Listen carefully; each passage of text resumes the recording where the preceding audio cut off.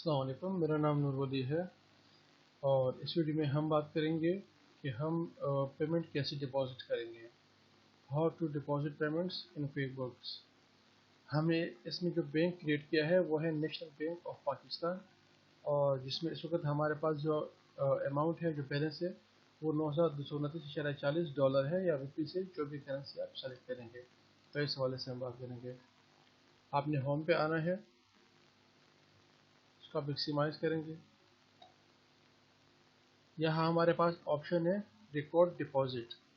यहाँ पे ऑलरेडी मुझे पॉपअप शो कर रहा है कि फॉर, इसका मतलब है कि अगर मेरे पास जो 4 डिपॉजिट्स है वो आ चुकी है, जिसको मैंने डिपॉजिट करना है, यानी पेमेंट आ चुकी है, उसको डिपॉजिट करना है। 1 2 3 4 कैंसिल करता हूँ इसको।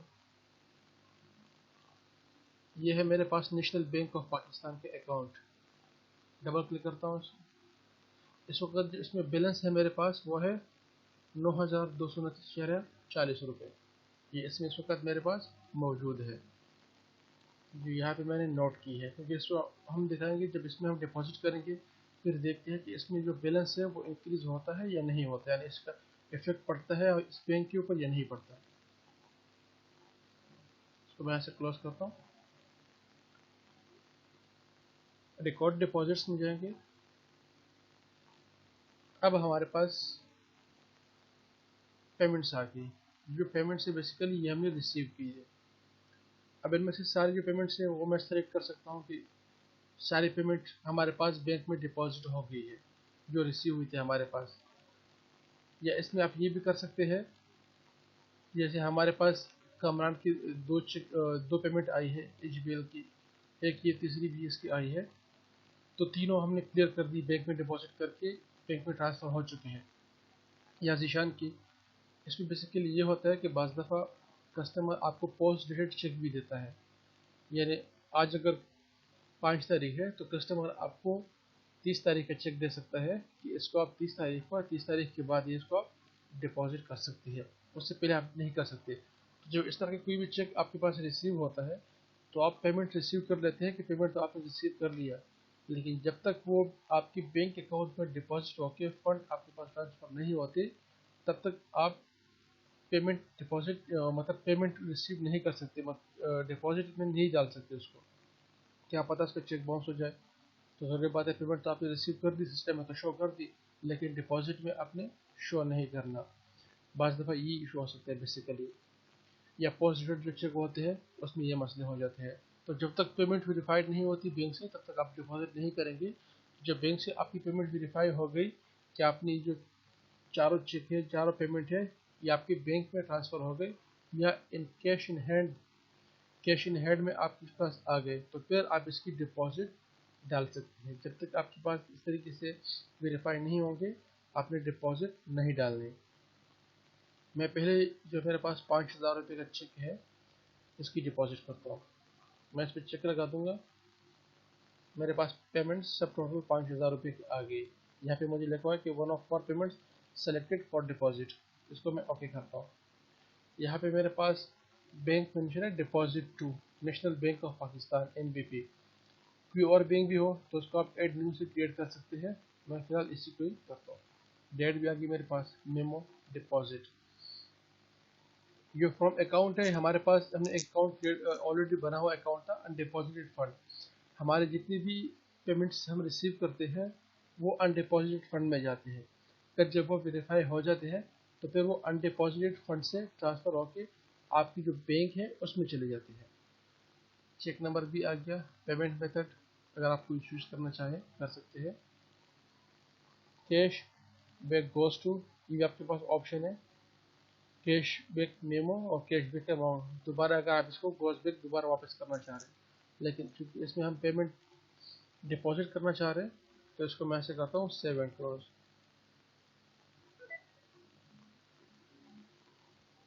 अब मैं यहाँ से देखूँगा national bank of Pakistan, double click करता हूँ इसमें। अब मेरे पास ये क्या ऑप्शन शो कर रहा है। पहले मेरे पास इसकी जो अमाउंट थी अभी वो 9,229.40 थी, अब 14,229.40। इसका मतलब क्या हुआ कि 5,000 जो डॉलर थे या रुपीज़ थे वो इसमें डिपॉजिट हो गए हैं। अब यहाँ पे अगर आप देखेंगे नंबर 3 अनडिपॉजिटेड फंड अमाउंट 5,000 रुपये, यहाँ पे ऑप्शन हेडिंग है डिपॉजिट, ये डिपॉजिट हो गए। अब इसमें मैं डबल क्लिक करता हूँ अनडिपॉजिटेड फंड पे, ये हमें अकाउंट पे चल लेकर गया अनडिपॉजिटेड फंड। ये बेसिकली अकाउंट है क्या चीज़ और अकाउंट कहाँ से आया ये आपको दिखा देता हूँ।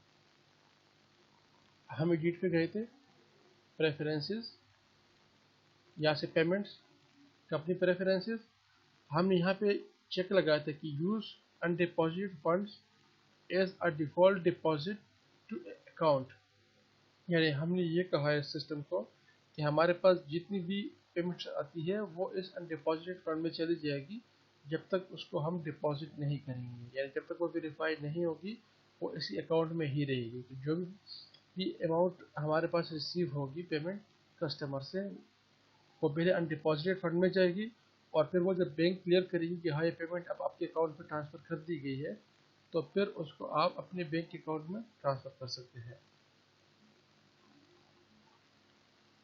यहाँ से मैं क्लोज करता हूँ। अब मेरे पास पहले यहाँ पे शो कर रहे थे 4, अब 3 शो कर रहे हैं। मैं एक और पेमेंट बनाता हूँ, सॉरी डिपॉजिट बनाता हूँ। पेमेंट हम रिसीव कर चुके हैं, पेमेंट्स के अगेंस्ट डिपॉजिट बनाते हैं। अच्छा, डिपॉजिट बेसिकली आपने ये नहीं करना कि ये आपके पास 1,00,000 रुपये की अमाउंट है, इसकी डिपॉजिट बना रहे हैं तो 50,000 रुपये की डिपॉजिट आप बनाएंगे, 50,000 की डिपॉजिट आप बाद में बनाएंगे। डिपॉजिट हमेशा कंप्लीट बनती है, यानी अगर 1,00,000 रुपये का चेक आपके पास आया है तो 1,00,000 रुपये ही आपके बैंक अकाउंट में गए होंगे। ऐसा नहीं हो सकता कि आधा चेक क्लियर हुआ और आधा नहीं हुआ। डिपॉजिट आपने हमेशा लमसम अमाउंट जो आपने रिसीव करते हो एंट्री पास की है उसकी पूरी बनेगी। तो ये अब यहाँ से जिशान से हम रिसीव कर 1,00,000 रुपये, मैंने चेक लगा दिया, कॉपी करता हूँ इसको। बैंक भी चेंज कर सकता हूँ, मैं एक और क्रिएट करता हूँ, edit new bank accountant,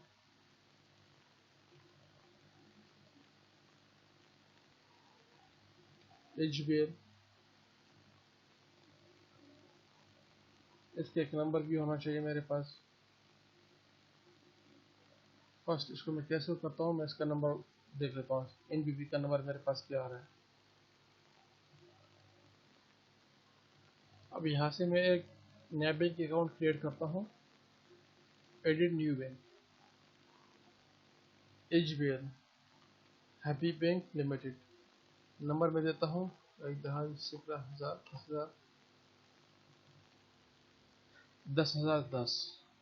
7 cross करता हूँ, डॉट शू, ओके। अब जो 1,00,000 रुपये है ये हमारे पास HBL के अकाउंट में चले जाएंगे, 7 क्रॉस। अब यहाँ हमारे पास दो बैंक हैं, एक नेशनल बैंक ऑफ पाकिस्तान है और दूसरा बैंक हमारे पास आ गया HBL, यानी हमने ये चेक HBL में डिपॉजिट कर दिया 1,00,000 रुपये का, तो हमारे HBL में भी 1,00,000 रुपये के फंड ट्रांसफ़र हो गए। अनडिपॉजिट से 1,00,000 रुपये बैलेंस आ गया हमारे पास। तो बेसिकली हमारे पास ये तरीक़ाकार होते हैं कि हम पेमेंट कैसे डिपॉजिट करेंगे। पहले हमारे पास 4 थे, फिर 3 हो गए, अब 2 रह गए। यहाँ पे सिस्टम आपको बता रहा है कि इस वक्त आपके पास 2 पेमेंट है जो आपने अभी तक डिपॉजिट नहीं की और दोनों आपके पास मौजूद है। इसको आप जब भी आपकी ये चेक क्लियर हो जाए आप इसकी डिपॉजिट बना के मुतल्लिका बैंक में इसको जमा करवा सकते हैं और ये डिपॉजिट आपकी क्लियर हो जाएगी।